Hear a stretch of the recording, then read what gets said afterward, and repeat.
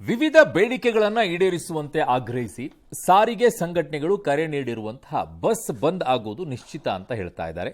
ಇವತ್ತು ಬೆಂಗಳೂರಿನ ಬನ್ನೇರುಘಟ್ಟದಲ್ಲಿ ಕಾರ್ಮಿಕ ಇಲಾಖೆ ಅಧಿಕಾರಿಗಳು ನಡೆಸಿದ ಸಂಧಾನ ಸಭೆ ವಿಫಲವಾಗಿದೆ. ಅಧಿಕಾರಿಗಳ ಮನವೊಲಿಕೆಗೆ ಸಾರಿಗೆ ಸಂಘಟನೆಗಳು ಸುತಾರಾಮ್ ಒಪ್ತಾ ಇಲ್ಲ. ಮತ್ತೆ 25ಕ್ಕೆ ಸಭೆಗೆ ಬರುವಂತೆ ಅಧಿಕಾರಿಗಳು ಹೇಳಿದ್ದಾರೆ. ಆದರೆ ಸಾರಿಗೆ ಮುಖಂಡರು ಬಿಲ್ಕುಲ್ ಒಪ್ತಾ ಇಲ್ಲ.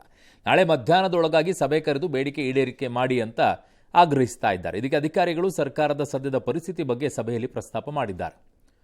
ಪಟ್ಟು ಸಡಿಲಿಸದ ಸಾರಿಗೆ ನೌಕರ ಸಂಘಟನೆ ಮುಖಂಡರು ನಾಳೆ ಮಧ್ಯರಾತ್ರಿಯಿಂದಲೇ ಬಸ್ ಸಂಚಾರ ಸ್ಥಗಿತಕ್ಕೆ ತೀರ್ಮಾನ ಮಾಡಿದ್ದಾರೆ. ಬಿಎಂಟಿಸಿ, ಕೆಎಸ್ಆರ್ಟಿಸಿ ಸೇರಿದಂತೆ ರಾಜ್ಯದ 4 ಸಾರಿಗೆ ನಿಗಮಗಳ ಬಸ್ ಸಂಚಾರ ಸಂಪೂರ್ಣವಾಗಿ ಸ್ಥಗಿತಗೊಳ್ಳುವ ಸಾಧ್ಯತೆ ಇದೆ ಅಂತಿದ್ದಾರೆ. ಬಸ್ ಬಂದ್ನಿಂದ ಸಾರ್ವಜನಿಕರಿಗೆ ಭಾರೀ ತೊಂದರೆ ಆಗುವ ಆತಂಕ ಎದುರಾಗಿದೆ. ಜನರಿಗೆ ತೊಂದರೆ ಆಗದಂತೆ ನೋಡಿಕೊಳ್ಳುತ್ತೀವಿ ಅಂತ ಪ್ರಯಾಣಿಕರಿಗೆ ಅಭಯ ಕೊಡ್ತಾ ಇದ್ದಾರೆ ಮಂತ್ರಿಗಳು. ಇತ್ತ ಎಸ್ಸಿ ಎಸ್ಟಿ ನೌಕರರ ಸಂಘ ಮುಷ್ಕರದಿಂದ ಹೊರಬಂದಿದೆ. ಮುಷ್ಕರದಲ್ಲಿ ನಾವು ಭಾಗಿಯಾಗೋದಿಲ್ಲ ಅಂತಿದ್ದಾರೆ. ಇಲಾಖೆಯ ಆದೇಶದಂತೆ ನಡೆದುಕೊಳ್ತೀವಿ ಅಂತ ಅವರು ಹೇಳ್ತಾ ಇದ್ದಾರೆ. ಸರ್ಕಾರ ನಡ್ಕೊಳ್ತು ನಾವು ತಿಳಿಸಿದ್ವಿ. ಸರ್ಕಾರ ಹೊರಡಿಸಿರೋ ಆದೇಶನ ಸಮರ್ಥನೆ ಮಾಡಿ ಅವರು ಹೇಳಿದ್ರು. ಈಗ SSLC ಪರೀಕ್ಷೆ ನಡೀತಾ ಇದೆ, ಅದನ್ನ ಮುಂದಕ್ಕೆ ಹಾಕಿ ಅಂತ ಆಸ್ ಯೂಶುವಲ್ ಕೇಳಿದ್ರು. ನಾವು ಅದನ್ನ ಬಿಲ್ಕುಲ್ ಒಪ್ಪಲಿಲ್ಲ. ಈಗಲೂ ಕೂಡ ನಾವು ಇಡೀ ರಾತ್ರಿ ಕೂತ್ಕೊಳ್ಳೋಕೆ ತಯಾರಿದ್ದೀವಿ. ಸಾರಿಗೆ ಮಂತ್ರಿಗಳ ಲೆವೆಲ್ ಅಲ್ಲಿ ನಾವು ಸಮಾಧಾನ ಆಗುವಂತ ಒಂದು ರೀತಿಯಲ್ಲಿ ಬೇಡಿಕೆ ಇತ್ಯರ್ಥ ಆಯ್ತು ಅಂದ್ರೆ ಮುಷ್ಕರನೇ ಇರಲ್ಲ. ನಾವು ಸಾರಿಗೆ ಮಂತ್ರಿಗಳ ಗಮನಕ್ಕೆ ತಗೊಂಡ್ಬಂದು ಮೀಟಿಂಗ್ ನ ವ್ಯವಸ್ಥೆ ಮಾಡ್ತೀವಿ ಅಂತ ಹೇಳಿ ಹೋಗಿದ್ದಾರೆ. ಬೇರೆ ಬೇರೆ ಕ್ರಮ ತಗೊಳ್ತೀವಿ, ತಂತ್ರಗಾರಿಕೆ ಬಳಸ್ತೀವಿ ಅಂತ ಹೇಳೋ ಬದಲು ಆ ಬೇಡಿಕೆಗಳನ್ನ ದಯಮಾಡಿ ಈಡೇರಿಸಬೇಕು ಅಂತ ಹೇಳಿ ನಾವು ವಿನಂತಿ ಮಾಡ್ತೀವಿ. ಈ ಸರ್ಕಾರದ ಬಗ್ಗೆ ಸಾರಿಗೆ ನಿಗಮಗಳ ನೌಕರರಿಗೆ ಇನ್ನೂ ವಿಶ್ವಾಸ ಇದೆ. ಆ ವಿಶ್ವಾಸವನ್ನ ಉಳಿಸ್ಕೋಬೇಕು ಅಂತ ವಿನಂತಿ ಮಾಡ್ತೀವಿ. ಸರ್, ಅದು ನೆಗೋಷಿಯೇಷನ್ ಕರೀಲಿ. ನಾವು ಖಂಡಿತವಾಗೂ 25 ನಾವು ಅಂಟು ಬೀಳಲ್ಲ. ಪ್ರಜಾಪ್ರಭುತ್ವದಲ್ಲಿ ಅವಕಾಶ ಇದೆ ಅಲ್ವಾ? ಬೇಡ ಮಾಡ್ತೀವಿ ಅಂದ್ರೆ ಬೇಡ ಅಂತ ಹೇಳಕ್ಕಾಗತ್ತೆ. ಮಾಡಲ್ಲ ಅಂದ್ಕೊಳ್ತೀನಿ. ನಾಳೆ ಬಸ 20ನೇ ತಾರೀಕು ಕೂಡ ಸಹಕಾರ ಕೊಡ್ತಾರೆ ಅಂತ ನಾನು ತಿಳ್ಕೊಂಡಿದ್ದೀನಿ. ಇರುತ್ತಮ್ಮ, ಏನೋ ಆಗಬಾರ್ದು ಅಂತ, ಆದರೆ ಸಾರ್ವಜನಿಕರಿಗೆ ತೊಂದರೆ ಆಗದ ರೀತಿ ನೋಡ್ಕೋಬೇಕು. ಇದ್ದಾಗ ಈ ಪ್ರಮುಖ ಬೇಡಿಕೆಗಳೇನಿದೆ ಅವರದ್ದು 25% ವೇತನ ಹೆಚ್ಚಳ ಮಾಡಬೇಕು ಅನ್ನುವಂಥದ್ದು ಇವರದ್ದು ಬೇಡಿಕೆ. ಅದು 25% ವೇತನ ಹೆಚ್ಚಳ ಆಗಬೇಕು ಅಂತ ಸರ್ಕಾರ ಕೊಟ್ಟಿದ್ದು 12.5% ಮಾತ್ರ ಕೊಟ್ಟಿದ್ದಾರೆ. ಅದು ಮುಂಚೆ 7 ಇತ್ತು. ಆಮೇಲೆ ರಾಮಲಿಂಗಾರೆಡ್ಡಿ ಅವರ ಹತ್ರ ಹೋಗಿ ಸಿದ್ದರಾಮಯ್ಯನವರ ಬಳಿ ಹೋಗಿ ಮಾತಾಡಿಕೊಂಡು ಇಲ್ಲ ಕೊಡಬೇಕು ಅಂತೇಳಿ 12ವರೆಗೆ ಏರಿಸಿದ್ದು. 2024 ಜನವರಿ 25% ಹೈಕ್ ನೀಡಬೇಕು, ಅಲ್ಲಿಂದ ಮಾಡಬೇಕು ಅಂತ. ಬಟ್ ಸರ್ಕಾರ 2025ರಿಂದ ಕೊಡ್ತಾ ಇದೆ. ಬಾಕಿ ವೇತನ ಪೂರ್ಣ ಪ್ರಮಾಣದಲ್ಲಿ ಕೊಡಬೇಕು ಅಂತ ಕೇಳ್ತಾ ಇದ್ದಾರೆ. ಅದೇ 38 ತಿಂಗಳದ್ದು.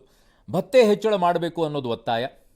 ಕೋವಿಡ್ನಲ್ಲಿ ಮೃತಪಟ್ಟವರ ಕುಟುಂಬಕ್ಕೆ ತಕ್ಷಣ ಪರಿಹಾರವನ್ನು ಕೊಡಿ ಅಂತ ಹೇಳಿ ಆಡಳಿತಾತ್ಮಕ ಸಮಸ್ಯೆಗಳನ್ನು ಬಗೆಹರಿಸೋಕೆ 1 ತಿಂಗಳ ಗಡುವನ್ನು ಕೊಟ್ಟಿದ್ದಾರೆ. ಇನ್ನು ಬುಧವಾರ ಮುಷ್ಕರಕ್ಕೆ ಕರೆ ನೀಡಿರ್ತಕ್ಕಂಥ ಸಾರಿಗೆ ನೌಕರರಿಗೆ ಕೆಎಸ್ಆರ್ಟಿಸಿ ಖಡಕ್ ಎಚ್ಚರಿಕೆಯನ್ನು ರವಾನೆ ಮಾಡಿದೆ. ಸಾರಿಗೆ ನೌಕರರಿಗೆ ಕೆಎಸ್ಆರ್ಟಿಸಿ MD ಎಸ್ಮಾ ಜಾರಿ ಮಾಡಿದ್ದಾರೆ. ಈಗಾಗಲೇ ಜಾರಿಯಲ್ಲಿದೆ. ಬುಧವಾರ ಕೆಲಸಕ್ಕೆ ಹಾಜರಾಗದೇ ಇದ್ದರೆ ನೋ ವರ್ಕ್ ನೋ ಪೇ, ಅಂದರೆ ಕೆಲಸ ಮಾಡಿಲ್ಲ ಅಂದರೆ ಸಂಬಳ ಇಲ್ಲ ಅಂತ ಎಚ್ಚರಿಕೆ ಕೊಟ್ಟಿದ್ದಾರೆ. ಸಾರಿಗೆ ನೌಕರರು ಮುಷ್ಕರದಲ್ಲಿ ಭಾಗಿಯಾಗದಂತೆ ಆದೇಶ ನೀಡಿದ್ದಾರೆ. ಸಾರಿಗೆ ನೌಕರರು ಮುಷ್ಕರ ಮಾಡುವಂತಿಲ್ಲ. ಮುಷ್ಕರಕ್ಕೆ ಪ್ರಚೋದನೆ ನೀಡಿದರೆ ಕ್ರಮ ಕೈಗೊಳ್ತೀವಿ. ವಿಶೇಷ ಸೂಚನೆಯಡಿ ನೀಡಿರ್ತಕ್ಕಂಥ ನಿರ್ದೇಶನದಂತೆ ಕರ್ತವ್ಯಕ್ಕೆ ಗೈರು ಹಾಜರಾದ ನೌಕರರ ವಿರುದ್ಧ ಶಿಸ್ತು ಕ್ರಮವನ್ನು ತೆಗೆದುಕೊಳ್ಳುವಂತೆ ಅಧಿಕಾರಿಗಳಿಗೆ ಸೂಚನೆಯನ್ನು ಕೊಟ್ಟಿದ್ದಾರೆ. ಇದರ ಜೊತೆಗೆ ನೌಕರರು ಮುಷ್ಕರ ನಡೆಸಿದರೆ ಪರ್ಯಾಯ ಮಾರ್ಗ ಕಂಡುಕೊಳ್ಳಲಾಗಿದೆ. 2,000 ಟ್ರೈನಿ ಇದ್ದಾರೆ, ಅಂದರೆ ತರಬೇತಿ ಪಡ್ಕೊಳ್ತಾ ಇರೋರು. 5,000 ಡ್ರೈವರ್ಗಳನ್ನ ಬಳಕೆ ಮಾಡಿಕೊಂಡು ಖಾಸಗಿ ವಾಹನಗಳನ್ನು ಬಳಸಿ ಆಪರೇಟ್ ಮಾಡ್ತೀವಿ ಅಂತೆಲ್ಲ ಹೇಳಿದ್ದಾರೆ. ಎಸ್ಮಾ ಜಾರಿ ಮಾಡಿದ್ದೀವಿ. ಎಲ್ಲ ನೌಕರರಿಗೆ ಭಾಗಿಯಾಗಬಿಡಿ ಅಂತ ಮನವಿ ಮಾಡಿದ್ದೀವಿ. ನಾಳೆಯೇ ಸಾಧನಾ ಸಮಾವೇಶಕ್ಕೆ 2,000 ಬಸ್ಗಳನ್ನ ಕೊಡ್ತಾ ಇದ್ದೀವಿ ಅಂತ ಅಕ್ರಮ್ ಪಾಷಾ ಅವರು ಹೇಳಿದ್ದಾರೆ. ನೌಕರರ ಬಹುತೇಕ ಬೇಡಿಕೆಗಳನ್ನು ಈಡೇರಿಸಿದ್ದೇವೆ. ಆದ್ದರಿಂದ ಯಾವ ನೌಕರರು ಇದರಲ್ಲಿ ಭಾಗವಹಿಸುವುದಿಲ್ಲ. ನಾವು ಈಗಾಗಲೇ ಎಸ್ಮಾ ಜಾರಿ ಮಾಡಿದ್ದೇವೆ. ಹಾಗೆ ನೋ ವರ್ಕ್ ನೋ ಪೇ ಎನ್ನುವಂಥ ಆದೇಶವನ್ನು ಜಾರಿಗೆ ತಂದಿದ್ದೇವೆ. ವ್ಯತ್ಯಯ 1 or 2% ಆದಾಗ ನಾವು ಪ್ರೈವೇಟ್ ಬಸ್ಸನ್ನು ಬಳಸ್ಕೊಳ್ಳೋದಕ್ಕೆ ಈಗಾಗಲೇ ನಾವು ಎಲ್ಲ ಪ್ರೈವೇಟ್ ಆಪರೇಟರ್ಸ್ಗೆ ನಾವು ಸೂಚನೆಯನ್ನು ಕೊಟ್ಟಿದ್ದೀವಿ. 5,000 ಟ್ರೈನಿಗಳಿದ್ದಾರೆ. ಈ ಒಂದು ಮುಷ್ಕರ ಹೂಡುವುದು ಕಾನೂನು ಬಾಹಿರ, ಕಠಿಣವಾದಂಥ ಒಂದು ಎಚ್ಚರಿಕೆಯನ್ನು ಕೊಟ್ಟಿದ್ದೇವೆ.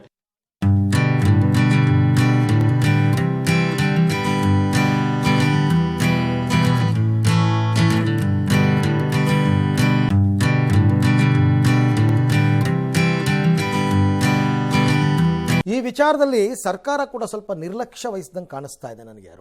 ಇವ್ರು ಕೊಡ್ತಾರೋ ಬಿಡ್ತಾರೋ, ಇವ್ರ ಕೈಲಿ ಶಕ್ತಿ ಇದೆಯೋ ಇಲ್ವೋ ನನಗೆ ಗೊತ್ತಿಲ್ಲ, ಅದು ಬೇರೆ ವಿಚಾರ. 21 ದಿನದ ಮೊದಲೇನೆ ಇವರು ನೋಟಿಸ್ ಕೊಟ್ಟಿದ್ದಾರೆ. 20ನೇ ತಾರೀಕಿಂದ ನಾವು ಮುಷ್ಕರ ಹೂಡ್ತೀವಿ ಅಂತ. ಇವತ್ತು ಕರೆದಿದ್ದಾರೆ ಸಭೆ.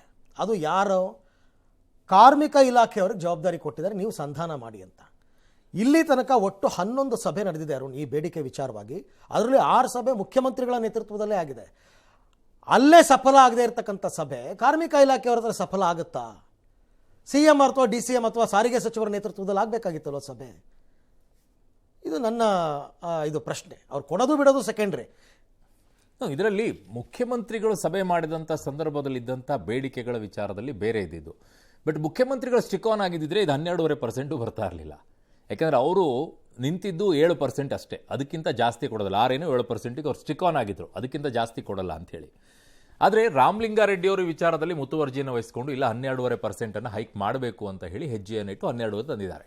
ಬಟ್ ಇಲ್ಲಿ ಆಗಬೇಕಾಗಿರೋದು ನೀವು ಹೇಳ್ದಂಗೆ ಮಾತುಕತೆಯನ್ನು ಮಾಡಿ ಬಗೆಹರಿಸ್ಬೋದಾಗಿತ್ತು. ಮಾತುಕತೆಗಳಾಗಿದೆ. ಬಟ್ ಸಮಸ್ಯೆ ಏನು ಅಂತಂದರೆ, ಯಾರೀಗ ಈ ಸಾರಿಗೆ ನೌಕರರ ಸಂಘಟನೆಗಳಿದ್ದಾವೆ, ಸಿಬ್ಬಂದಿಗಳ ಸಂಘಟನೆ, ಈ ಸಂಘಟನೆಗಳು 25%ಗೆ ಏನು ಸ್ಟಿಕ್ ಆನ್ ಆಗಿಲ್ಲ. ಹೌದು, ಅವ್ರು ರೆಡಿ ಇದ್ದಾರೆ, ನೆಗೋಷಿಯೇಷನ್ ರೆಡಿ ಇದ್ದಾರೆ ಅವರು. ಬಟ್ ಸಮಸ್ಯೆ ಏನು ಅಂತಂದ್ರೆ, ಬಿಜೆಪಿ ಗೌರ್ಮೆಂಟ್ ಇದ್ದಾಗ 15%ಗೆ ನೀವು ಅದನ್ನ ಆದೇಶವನ್ನು ಹೊರಡಿಸ್ಬಿಟ್ಟು ನಿಮ್ಮ ಪಾಡಿಗೆ ನೀವು ಹೊರಟೋಗ್ತೀರಾ. ನೀವು ಕಾಂಗ್ರೆಸ್ನವ್ರ ಅಧಿಕಾರಕ್ಕೆ ಬಂದ ನಂತರ ಅದನ್ನ 12.5% ಕಳಿಸಿದ್ರೆ ನಾವು ಹೆಂಗ್ ಒಪ್ಕೊಳ್ಬೇಕು? ನಮಗೆ ಅಲ್ಲೇ 15% ಹೇಳಿದ್ದಾರೆ ಬಿಜೆಪಿ ಗೌರ್ಮೆಂಟ್ ಅಲ್ಲಿ. 15% ಹೇಳಿದ್ಮೇಲೆ ನೀವು 12 ಗಳಿಸಿದ್ರೆ ನಮಗೆ ಅನ್ಯಾಯ ಆಗ್ತಾ ಇಲ್ವಾ ಅಂತ ಹೇಳಿ. ಫಾರ್ ಎಕ್ಸಾಂಪಲ್ ತಗೊಳ್ಳೋಣ, ರಾಜಕಾರಣಿಗಳು ನಿಮ್ಮ ಶಾಸಕರೆಲ್ಲ ನೀವು ಸೇರ್ಕೊಂಡ್ಬಿಟ್ಟು ನಿಮ್ಮ ಸ್ಯಾಲ್ರಿಗಳನ್ನು 100% ಹೈಕ್ ಮಾಡ್ಕೊಂಡ್ರಿ. ಎಷ್ಟು? 100% ಹೈಕು. ಸಾರಿಗೆ ನೌಕರ ಸಂಬಳಗಳ ವೇತನವನ್ನು ನೋಡಿದಾಗ ನಿಮಗೆ 7th ಪೇ ಕಮಿಷನ್ ಅಲ್ಲಿ 27.5% ಹೈಕ್ ಆಗುತ್ತೆ. ಅವ್ರು ಕೇಳ್ತಾ ಇರೋದು 25%. ಅದು ಬೇಡ ನಮಗೆ. ಅಟ್ಲೀಸ್ಟ್ ನೀವು ಬಿಜೆಪಿ ಅವರು ಏನು 15% ಘೋಷಣೆ ಮಾಡಿದ್ರು, ಅದ್ರ ಮೇಲೆ 1% 2% 17ಕ್ಕೆ ಬಂದರೂ ಕೂಡ ನಾವು ರೆಡಿ ಇದ್ದೀವಿ ಅಂತ ಹೇಳ್ತಾ ಇದ್ದಾರೆ ಅವರು. 17ಕ್ಕೆ ಬಂದರೂ ಕೂಡ. ಬಟ್ ಇವರು ಮೇಲ್ಗಡೆಗೆ ಹೇಳ್ತಾ ಇಲ್ಲ, ಮೇಲ್ಗಡೆಗೆ ಹೋಗ್ತಾ ಇಲ್ಲ.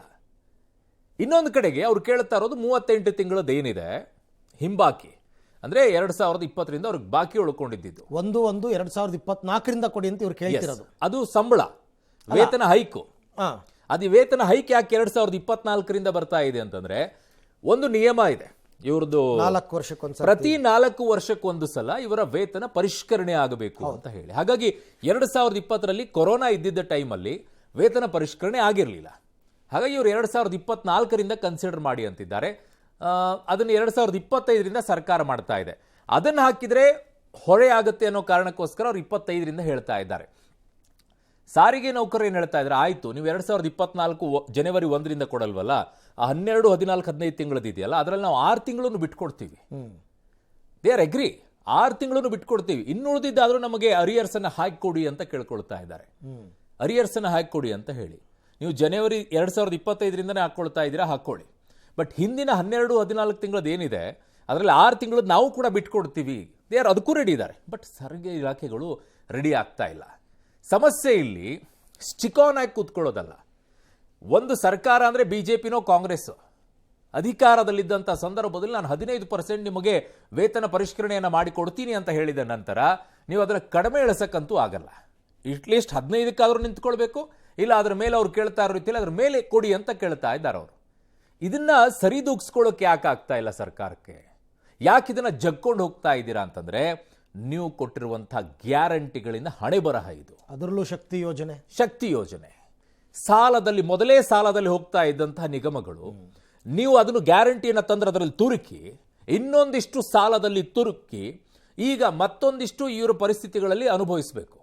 ಆಮೇಲೆ ಒಂದು ಹೇಳ್ತೀನಿ ಸಾರಿಗೆ ಸಿಬ್ಬಂದಿಗಳಿಗೆ, ನೀವು ಇದೇ ರೀತಿ ಅವಾಗ ಹಠ ಹಿಡ್ಕೊಂಡು ಕೂತ್ಕೊಂಡ್ರೆ ನಾಳೆ ಆಗುವಂಥ ಪರಿಸ್ಥಿತಿಯನ್ನು ನೆನಪು ಮಾಡ್ಕೊಳ್ಳಿ. ಈಗಲೇ ನಿಮ್ಮ ಗಮನಕ್ಕೆ ಇರ್ಬೋದು, ಸಾರಿಗೆ ಇಲಾಖೆಗಳಲ್ಲಿ ಅಪಾಯಿಂಟ್ಮೆಂಟ್ ಆಗೋದು ಕಡಿಮೆ ಇದೆ. ತಗೊಳ್ತಾ ಇಲ್ಲ, ಕಾಂಟ್ರಾಕ್ಟ್ ಬೇಸಲ್ಲಿ ಹೋಗ್ತಾ ಇದೆ. ಎಷ್ಟೋ ಜನ ಸಿಬ್ಬಂದಿಗಳು ಕಣ್ಣೀರು ಹಾಕ್ಕೊಳ್ತಾ ಇದ್ದಾರೆ. ಎಕ್ಸಾಂಪಲ್ ಹೇಳ್ತೀನಿ ನಿಮಗೆ, ಬೆಂಗಳೂರಿನಲ್ಲಿ BMTCಗಳಲ್ಲಿ ಎಲೆಕ್ಟ್ರಿಕಲ್ ಬಸ್ಗಳನ್ನು ತಂದ ನಂತರ ಅದರ ಡ್ರೈವರ್ಸ್ಗಳು ಯಾರು ಕೂಡ ಸಿಬ್ಬಂದಿಗಳಲ್ಲ. ಹೌದು, ಆ ಕಂಪನಿಗಳೇನಿದೆ ಆ ಕಂಪನಿಗಳು ಕಳಿಸ್ಕೊಡುವಂಥ ಡ್ರೈವರ್ಸ್ಗಳು. ಅದಕ್ಕೆ ಪ್ರತಿ ಕಿಲೋಮೀಟರ್ಗೆ 50 ರೂಪಾಯಿಯನ್ನು ಕೊಡುತ್ತೆ BMTC ಅವರು. ಪ್ರತಿ ಕಿಲೋಮೀಟರ್ಗೆ 50 ರೂಪಾಯಿ, ಅದರಲ್ಲಿ ಇನ್ಕ್ಲೂಡಿಂಗ್ ಆ ಡ್ರೈವರನ್ನು ಸೇರಿಕೊಂಡು. ನಾಳೆ ನೀವು ಇದೇ ರೀತಿಯಾಗಿ ಹಠ ಹಿಡ್ಕೊಂಡು ನಾನು ಮುಷ್ಕರ ಮಾಡ್ತೀನಿ ಅಂತ ಹೊರಡೋದೇ ಆದರೆ, ಗೌರ್ಮೆಂಟ್ ಬೇರೆ ಯೋಚನೆಗಳನ್ನು ಮಾಡೋಕ್ಕೆ ಶುರು ಮಾಡಿಬಿಟ್ರೆ ನಿಮ್ಮ ಕೆಲಸಕ್ಕೂ ಕೂಡ ಕಷ್ಟ ಆಗುತ್ತೆ. ಹೊಸ ಅಪಾಯಿಂಟ್ಮೆಂಟ್ಗಳು ಕೂಡ ಆಗೋದಿಲ್ಲ. ಅಲ್ಲ, ಇವ್ರ ಬೇಡಿಕೆನಲ್ಲಿ ಅದು ಇದೆ. ಯಾರ್ಯಾರು ಕಾಂಟ್ರಾಕ್ಟ್ ಬೇಸಿಸ್ನಲ್ಲಿ ಕೆಲಸ ಮಾಡ್ತಿದ್ದಾರೋ ಅವ್ರನ್ನ ಕಾಯಂ ಮಾಡಿ ಅಂತಲೂ ಕೇಳಿದ್ದಾರೆ. ಅವೆಲ್ಲ ಆಗೋದಿಲ್ಲ, ಆಗದ ಮಾತುಗಳು. ಅವರು ಎರಡೇ ಸ್ಟಿಕ್ ಆನ್ ಆಗಿರೋದು, ಒಂದು ಸಂಬಳ, ಇನ್ನೊಂದು ಹಿಂಬಾಕಿ. ಇವೆರಡನ್ನ ಕೊಡಬೇಕು ಅಂಥೇಳಿ. ಅದು 15% ಬಿಜೆಪಿ ಹೇಳಿತ್ತು, ಅದ್ರ ಮೇಲೆ ನಮಗೆ ಕೊಡಿ ಅಂತ ಇದ್ದಾರೆ. 16-17%ಗೆ ಸ್ಟಿಕ್ ಆನ್ ಆಗ್ತಾ ಇದ್ದಾರೆ. ಇನ್ನು ಹಿಂಬಾಕಿ ಇನ್ನುಳಿದಂಥ 12 ತಿಂಗಳದ್ದೇನಿದೆ, 26 ತಿಂಗಳದ್ದು ಇವರು ಅನೌನ್ಸ್ ಮಾಡಿಬಿಟ್ಟಿದ್ದಾರೆ, ಒಟ್ಟು 38ರಲ್ಲಿ. ಇನ್ನು 12 ತಿಂಗಳೇನಿದೆ ಅದನ್ನು ಬೇಕಾದ್ರೂ ಇನ್ಸ್ಟಾಲ್ಮೆಂಟ್ ಆದರೂ ಕೊಡಿ ಅಂತ ಕೇಳ್ತಾ ಇದ್ದಾರೆ ಅವರು. ಯಾವಾಗಾದರೂ ಒಂದಿಷ್ಟು ಇನ್ಸ್ಟಾಲ್ಮೆಂಟ್ಗಳು, ಅದನ್ನು ಒಪ್ಕೊಳ್ಳೋಕ್ಕೂ ಕೂಡ ಸರ್ಕಾರ ತಯಾರಿಲ್ಲ. ಕಾರಣ ಸಾಲ. ಇವರು ಕೊಟ್ಟಂಥ ಗ್ಯಾರಂಟಿಗಳನ್ನು ಈಡೇರಿಸೋಕ್ಕೋಸ್ಕರ ಅಲ್ಲಿ ಇಲ್ಲಿ ದುಡ್ಡನ್ನು ಹುಡುಕಿ ತಂದು ಹಾಕ್ತಾರೆ. ಸಂಬಳ ಕೂಡ ಹುಡುಕಾಗಲ್ವಾ? ಆಗಲ್ವೇನ್ರಿ? ನಿಮ್ಮ ಸಂಬಳ ಮಾತ್ರ 100% ಹೈಕ್ ಮಾಡ್ಕೊಳ್ತೀರಾ? ಕೊಡಗು ಜಿಲ್ಲೆಯ ಕುಶಾಲನಗರ ತಾಲೂಕಿನಲ್ಲಿ ದುಬಾರಿ ಆನೆ ಶಿಬಿರದಲ್ಲಿ ಸಾಕಾನೆಗಳ ಕಾದಾಟದಲ್ಲಿ ಸಿಲುಕಿ ಪ್ರವಾಸಿ ಮಹಿಳೆ ಮೃತಪಟ್ಟಿದ್ದಾರೆ. ಚೆನ್ನೈ ಮೂಲದ 33 ವರ್ಷದ ಜಿನ್ಮು ಮೃತ ಮಹಿಳೆ. ಬೆಳಗ್ಗೆ ಜಿನ್ಮು ಪತಿ ಜೊತೆಗೆ ಜೋಯಲ್ ದುಬಾರಿಯ ಸಾಕಾನೆ ಶಿಬಿರಕ್ಕೆ ಹೋಗಿರ್ತಾರೆ. ಕೆಲಕಾಲ ಸಾಕಾನೆಗಳೊಂದಿಗೆ ಫೋಟೋ ತಗೊಳ್ತಾರೆ. ಬಳಿಕ ಸಾಕಾನೆಗಳಿಗೆ ಸ್ನಾನ ಮಾಡಿಸಿ ನೀರು ಕುಡಿಸೋಕೆ ಮಾವುತರು ಕಾವಾಡಿಗಳು ತೆರಳಿದಾಗ ಕೆಲವರು ಸಾಕಾನೆಗಳಿಗೆ ಸ್ನಾನ ಮಾಡಿಸೋಕೆ ಹೋಗ್ತಾರೆ ಅಲ್ಲಿ. ಆಗ ಇವರು ಕೂಡ ಹೋಗ್ಬಿಟ್ಟಿದ್ದಾರೆ. ಆಗ ಸಾಕಾನೆ ಮಾರ್ತಂಡ ಕಂಜನ್ ಆನೆಗಳು ಜಗಳಕ್ಕೆ ನಿಂತುಬಿಟ್ಟು ಮಾರ್ತಂಡ ಆನೆ ಮಹಿಳೆಯ ಮೇಲೆ ಬಿದ್ದುಬಿಡುತ್ತೆ. ಪಾಪ ಸ್ಥಳದಲ್ಲೇ ಮಹಿಳೆ ಸಾವನ್ನಪ್ಪಿಬಿಡ್ತಾರೆ. ನೋಡಿ ಎಂಥ ಭಯಂಕರವಾಗಿದೆ ಅದು. ಇನ್ನು ಪತಿ ಜೋಯಲ್ಗೂ ಕೂಡ ಗಂಭೀರ ಗಾಯ ಆಗಿದೆ. ಅಲ್ಲಿ ಅವರು ರಕ್ಷಣೆ ಮಾಡೋಕ್ಕೆ ಒದ್ದಾಡ್ತಾರೆ. ನೋಡಿ ಅಲ್ಲಿ ಒದ್ದಾಡ್ತಾರೆ ಅವರು. ಇನ್ನು ಘಟನೆ ಬಗ್ಗೆ ಜಿನ್ಮು ಪತಿ ಜೋಯಲ್ ಮೆಲುಕು ಹಾಕಿದ್ದಾರೆ. ಇನ್ನೊಂದೆಡೆ ದುಬಾರಿಯಲ್ಲಿ ಮಹಿಳೆ ಸಾವಿನ ಬೆನ್ನಲ್ಲೇ ಅರಣ್ಯ ಇಲಾಖೆ ಹೊಸ ಮಾರ್ಗಸೂಚಿಯನ್ನು ಹೊರಡಿಸಿದೆ. ಆನೆಗಳಿಗೆ ಬಳಿ ಹೋಗದಂತೆ ನಿರ್ಬಂಧ ವಿಧಿಸಿದ್ದಾರೆ. 100 ಮೀಟರ್ ದೂರದಿಂದಲೇ ಆನೆಗಳ ಸ್ನಾನ ವೀಕ್ಷಿಸೋಕೆ ಆದೇಶ ಹೊರಡಿಸಿದ್ದಾರೆ. ಆನೆಗಳ ಸೊಂಡಿಲು ಮುಟ್ಟೋದು, ಪಕ್ಕದಲ್ಲಿ ನಿಂತು ಫೋಟೋ ತಗೊಳ್ಳೋದು, ಆನೆ ಮೈ ತೊಳೆಯೋಕೆ ಹೋಗೋದು, ಹಣ್ಣು ನೀಡೋದು ಇವೆಲ್ಲವೂ ಕೂಡ ನಿರ್ಬಂಧಿಸೋಕೆ ಈಗ ಕ್ರಮ ತಗೊಂಡಿದ್ದಾರೆ. சென்னை பல்லாவரம் டூர் வந்தோம். இங்கே மைசூர் வந்தோம். கொஞ்சம் துபேர் எலிஃபென்ட் கேம்ப் பார்க்கறதுக்காக வந்தோம். ஸோ அங்கே எலிஃபென்ட் பாத்திங் ஆக்டிவிட்டிலாம் பண்ணுறாங்க, எல்லோரும் பண்ணுறாங்க. பர் ஹெட் 300 சார்ஜ் பண்ணாங்க. ஓகேன்னு சொல்லிட்டு தான் நாங்கள் போனோம். ஸோ எலிஃபெண்ட்டை குளிக்க வச்சுட்டு பக்கத்தில் வச்சுட்டு ஃபோட்டோலாம் எடுக்கிறாங்க. 2 யானை, இன்னொரு யானை வந்து அந்த எலிஃபெண்ட் அட்டாக் பண்ண ஆரம்பிச்சிருச்சு. ஸோ யானை அப்படியே மேலே விழுந்துச்சு. 2 பேர் மேலேயும் விழுந்துருச்சா? என் மேலேயும் ஒய்ஃப் மேலே. ಮೀಟಿಂಗ್ ಏರಿಯಾದಲ್ಲಿ ಇವತ್ತು ಏನಾಗಿದೆ ಅಂತ ಹೇಳಿದ್ರೆ 2 ಆನೆಗಳ ಮಧ್ಯೆ ಒಂದು ಮಾಕ್ ಫೈಟ್ ಆಗಿದೆ. ಒಂದು ಆನೆ ಕುತ್ಕೊಂಡಿರೋದ್ರಿಂದ ಇನ್ನೊಂದು ಆನೆ ಹೋಗಿ ಬರ್ತಿದೆ. ಸೊ ಹೊಡೆದಿರೋ ಒಂದು ಇದ್ರ ಕೆಳಗಡೆ ಹೊಡೆಯೋ ಸಮಯದಲ್ಲಿ ಅಲ್ಲೇ ಪಕ್ಕದಲ್ಲಿರೋ ಒಬ್ಬ ಮಹಿಳೆ ಅದರ ಕೆಳಗಡೆ ಬಂದು ಅನ್ಫಾರ್ಚುನೇಟ್ಲಿ ಅವ್ರದ್ದು ಡೆತ್ ಆಗಿದೆ. ಡೆತ್ ಆಗಿದ ತಕ್ಷಣ ಅಲ್ಲಿ ಸುತ್ತಮುತ್ತ ಇರೋ ರಾಫ್ಟಿಂಗ್ ಹುಡುಗರು ಎಲ್ಲ ಸೇರಿಕೊಂಡು ಇಮಿಡಿಯೇಟ್ಲಿ ಅವ್ರನ್ನ ಆ ಕಡೆಯಿಂದ ಇಲ್ಲಿಗೆ ಅವ್ರದ್ದೇ ಪರ್ಸ್ನಲ್ ವೆಹಿಕಲಲ್ಲಿ ಇಲ್ಲಿಗೆ ಕುಶಾಲನಗರದಲ್ಲಿ ಕರ್ಕೊಂಡ್ಬಂದು ಹಾಸ್ಪಿಟಲಿಗೆ ಸೇರಿಸ್ತಾರೆ. ಇಲ್ಲಿ ಬಂದಿದ ತಕ್ಷಣ ಅವ್ರು ಆಲ್ರೆಡಿ ಒಂದು ವೇ ಮೋಸ್ಟ್ಲಿ ಅಥವಾ ಡೆತ್ ಆಗಿದೆ ಅಂತ ಇಲ್ಲಿ ಕನ್ಫರ್ಮ್. ಈ ಥರ ಘಟನೆಗಳು ದೂರ ಇರಬೇಕು ಅಂತ ಹೇಳ್ಬೋದು.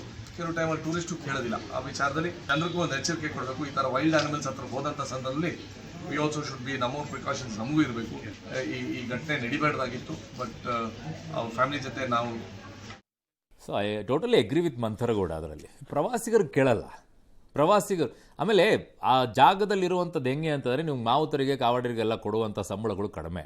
ಏನಾಗುತ್ತೆ, ಇಲ್ಲಿ ಶಿಬಿರಕ್ಕೆ ಪ್ರವಾಸಿಗರು ಬಂದಂಥ ಟೈಮಲ್ಲಿ ಅವ್ರ ಹತ್ರ 100 ರೂಪಾಯಿನೋ 200 ರೂಪಾಯಿನೋ ಯಾರು ಹೆಚ್ಚಿಗೆ ದುಡ್ಡು ಕೊಡ್ತಾರೆ ಅವ್ರ ಆನೆ ಹತ್ರ ಹೋಗೋದು, ಅದರ ಸೊಂಡಿಲ ಮೇಲೆ ಎತ್ಸೋದು, ಆಮೇಲೆ ಅದ್ರ ಕೋರೆ ಮೇಲೆ ಕೂಡಿಸೋದು, ಇವೆಲ್ಲ ಫೋಟೋಗಳನ್ನು ಸಿಕ್ಕಾಬಿಟ್ಟೆ.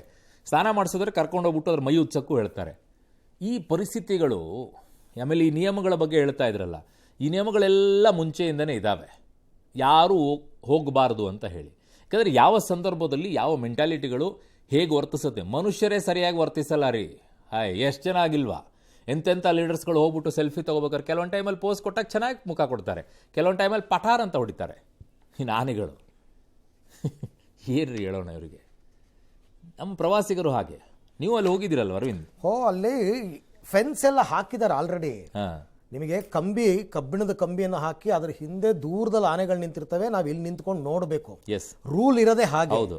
ಆದರೆ ಅಲ್ಲಿ ಮೇಂಟೈನ್ ಮಾಡಲ್ಲ, ಯಾವ ನಿಯಮವನ್ನು ಪಾಲಿಸಲ್ಲ. ಎರಡನೇದು, ಅಲ್ಲೇ ಪಕ್ಕದಲ್ಲಿ ಕಾವೇರಿ ನದಿ ಇದೆ. ಕಾವೇರಿ ನದಿಗೆ ಇವರು ಬೆಳಗ್ಗೆ 11 ಗಂಟೆ ಕರೆಕ್ಟಾಗಿ ಕರ್ಕೊಂಡು ಹೋಗ್ತಾರೆ ಆನೆಗಳನ್ನ ಸ್ನಾನ ಮಾಡಿಸೋದಕ್ಕೆ. ಆನೆಗಳು ಸ್ನಾನ ಮಾಡಿ ಆನೆಗಳನ್ನ ಹೊರಗೆ ಕರ್ಕೊಂಡು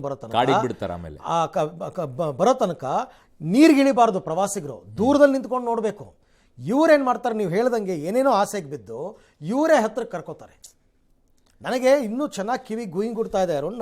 ಒಬ್ಬ ಮಾವುತ ನನಗೆ ಇದೇ ದುಬಾರಿನಲ್ಲಿ ಹೇಳಿದ್ದು ಒಂದು ಮಾತು. ನೀವು ಅವ್ರು ಹೇಳಿದರು ನನಗೆ, ನಿಮಗೆಲ್ಲರಿಗೂ ಕೂಡ ಏನಪ್ಪ ಇಷ್ಟೇ ಸೌಮ್ಯವಾಗಿದೆ ಆನೆಗಳು, ಇವ್ರು ಹೇಳ್ದಂಗೆಲ್ಲ ಕೇಳುತ್ತೆ ಅಂತ ಅನ್ಕೋತೀರಾ? ಖಂಡಿತ ಇಲ್ಲ ಸರ್. ನಾವು ಪಳಗಿಸಿದ್ದೀವಿ ನಿಜ, ನಮ್ಮ ಮಾತು ಕೇಳುತ್ತವೆ, ಆದರೆ ಯಾವಾಗಲೂ ಕೇಳಲ್ಲ. ಕೆಲವು ಸಂದರ್ಭದಲ್ಲಿ ನಮ್ಮ ಮಾತೇ ಕೇಳಲ್ಲ, ಬಿಟ್ಟರೆ ಎಲ್ಲವೂ ವೈಲ್ಡ್ ಅನಿಮಲ್ಸೇ ಇವೆಲ್ಲ ಅಂತ ಹೇಳಿ. ಹಾಗಾಗಿ ಚಾನ್ಸ್ ತಗೋಬಾರ್ದಾಗಿತ್ತು, ತಗೊಂಡಿದ್ದಾರೆ. ಅಲ್ಲಿ ಅವರ ನಿರ್ಲಕ್ಷ್ಯ, ಕಾವಾಡಿಗಳ ನಿರ್ಲಕ್ಷ್ಯನೇ ಕಾರಣ ಆಯಿತು. S S. ಇನ್ನು ಪ್ರಧಾನಿ ನರೇಂದ್ರ ಮೋದಿ 1 ವರ್ಷ ಚಿನ್ನ ಖರೀದಿ ಮಾಡಬೇಡಿ ಅಂತ ಕರೆ ಕೊಟ್ಟ ಬೆನ್ನಲ್ಲೇ ಜನ ಇದೀಗ ಚಿನ್ನ ಖರೀದಿಯಿಂದ ವಿಮುಖರಾಗಿದ್ದಾರೆ. ಚಿನ್ನದ ಅಂಗಡಿಗಳೆಲ್ಲ ಖಾಲಿ ಹೊಡಿತಾ ಇದೆ. ಬೆಂಗಳೂರಿನಲ್ಲಿ ಚಿನ್ನ ಬೆಳ್ಳಿ ವ್ಯಾಪಾರದಲ್ಲಿ 30% 40% ಕುಸಿತವಾಗಿದೆ. ಗ್ರಾಹಕರೇ ಇಲ್ಲದೆ ಬೆಂಗಳೂರಿನ ಚಿನ್ನದ ಅಂಗಡಿಗಳೆಲ್ಲ ಬಿಕೋ ಅಂತಿವೆ. ಬಹುತೇಕ ನಗರಗಳಲ್ಲಿ ಇದೇ ಪರಿಸ್ಥಿತಿ. ಗ್ರಾಹಕರೇ ಇಲ್ಲದೆ ಪ್ರತಿಷ್ಠಿತ ಬ್ರ್ಯಾಂಡ್ಗಳ ಜ್ಯುವೆಲರಿ ಶಾಪ್ಗಳು ಬಿಕೋ ಅಂತಿವೆ. ಮೋದಿ ಕರೆ ಕೊಟ್ಟ ಬಳಿಕ ಮರುದಿನವೇ ಚಿನ್ನದ ಮೇಲಿನ ಆಮದು ಶುಲ್ಕ ಹೆಚ್ಚಾಯಿತು. ಮದುವೆ ಮೊದಲಾದ ಶುಭ ಕಾರ್ಯಗಳಿಗೆ ಎಷ್ಟೇ ದರ ಏರಿಕೆಯಾದರೂ ಜನ ಚಿನ್ನ ಕೊಳ್ಳುತ್ತಿದ್ರು. ಆದರೆ ಕೆಲವೇ ದಿನಗಳಲ್ಲಿ ಮದುವೆ ಸೀಸನ್ ಮುಕ್ತಾಯ ಆಗ್ತಿದೆ. ಮೇ 17 ಜೂನ್ 15ರವರೆಗೆ ಅಧಿಕ ಮಾಸ ಇದೆ. ಅಲ್ಲದೆ ಜುಲೈ 14ರಿಂದ ಆಗಸ್ಟ್ 12ರವರೆಗೆ ಆಷಾಢ ಬೇರೆ ಬರ್ತಾ ಇದೆ. ಅಧಿಕ ಮಾಸ ಆಷಾಢ ಮಾಸ ಎರಡು ಒಟ್ಟೊಟ್ಟಿಗೆ ಬರ್ತಿರೋ ಕಾರಣ ಆಗಸ್ಟ್ ಕೊನೆಯ ವಾರ ಸೆಪ್ಟೆಂಬರ್ವರೆಗೆ ಯಾರೂ ಶುಭ ಕಾರ್ಯಗಳನ್ನು ನಡೆಸೋದಕ್ಕೆ ಮುಹೂರ್ತಗಳಿಲ್ಲ. ಹೀಗಾಗಿ ಜನ ಇನ್ನೂ 1-2 ತಿಂಗಳು ಆಭರಣ ಕೊಳ್ಳೋದಕ್ಕೆ ಮುಂದೂಡ್ತಾ ಇದ್ದಾರೆ. ತುಂಬ ಸುಸ್ತಾಗಿದೆ ಮಾರ್ಕೆಟ್ನಲ್ಲಿ.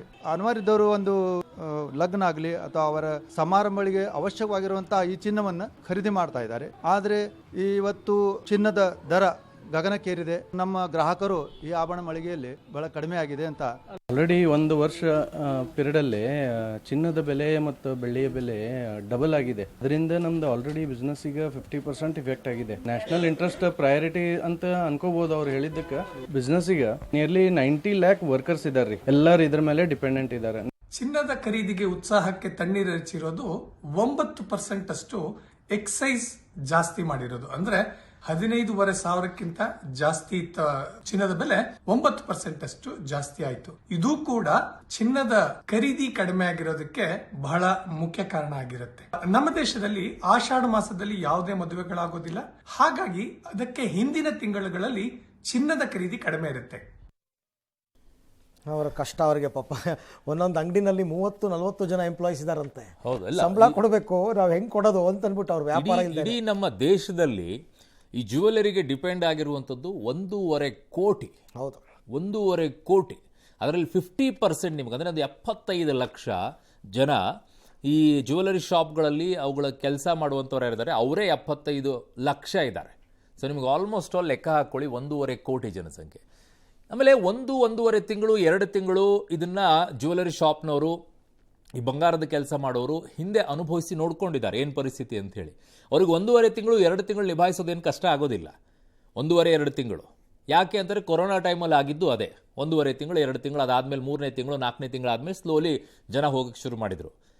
ಈಗ 1 ವರ್ಷ ಅಂತ ಹೇಳಿರೋದೇ ಅವರಿಗೆ ಬಹಳ ದೊಡ್ಡ ಸಮಸ್ಯೆ ಆಗ್ತಾ ಇದೆ. ಹಾಗಾಗಿ ಅವ್ರು ಏನು ಅನ್ಕೊಳ್ತಾ ಇದ್ದಾರೆ ಲೆಕ್ಕ, ಇನ್ನು 1 ತಿಂಗಳು 2 ತಿಂಗಳು ಆದಮೇಲೆ ನೋಡೋಣ ಹೇಗೆ ಪರಿಸ್ಥಿತಿ ಇರುತ್ತೆ ಜನ ಅಂತ ಹೇಳಿ. ಆಮೇಲೆ ಇನ್ನೊಂದು ರೀಸನ್ ಇದೆ ಇದಕ್ಕೆ, ಚಿನ್ನ ಖರೀದಿ ಮಾಡದಿರೋದಕ್ಕೆ. ಅದನ್ನು ಯಾರು ಅಬ್ಸರ್ವ್ ಮಾಡ್ತಾ ಇಲ್ಲ. ನಾನು ತುಂಬ ಜನ ಕೇಳ್ತಾ ಇದ್ದೆ ಯಾಕೆ ಹಿಂಗೆ ಅಂತಂದಾಗ, ಸರ್ ಈ ಮೇ ತಿಂಗಳಲ್ಲಿ ಏನಿದೆ, ಒಂದು ಅಧಿಕ ಮಾಸ ಇದೆ ಒಪ್ಕೊಳ್ತೀವಿ, ಇನ್ನೊಂದು ಸ್ಕೂಲ್ ಅಡ್ಮಿಷನ್ಗಳು ಶುರುವಾಗಿರುತ್ತೆ, ಶಾಲೆಗಳ ಫೀಸ್ ಕಟ್ಟೋದು.